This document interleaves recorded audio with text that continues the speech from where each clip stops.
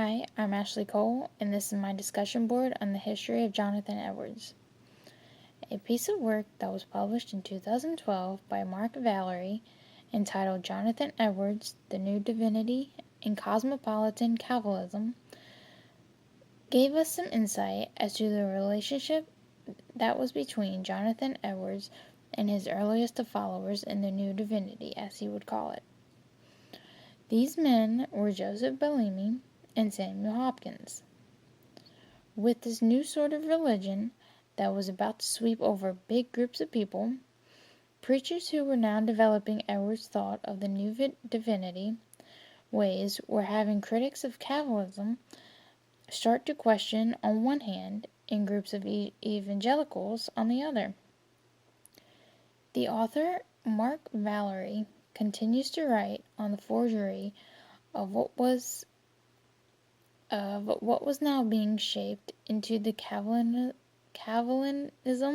doctrine to Enlightenment moral sermons that were being fixed on reason, right sentiment, and social convictions.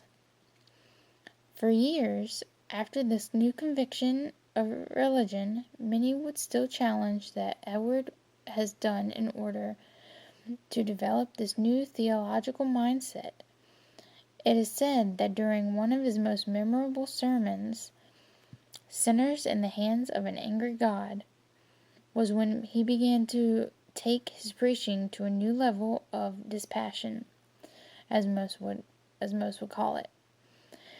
He would come to know Edwards in a more serious light as he insisted that true religion is rooted in the affections and not in reason, which was written by Richard Lovelace.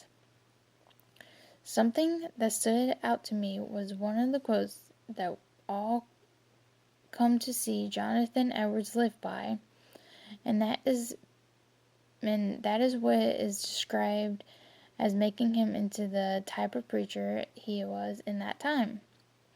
The quote is, "I wish to lie low before God, and as in the dust, that I might be nothing, and that God might be all, that I might become a little child." Thank you.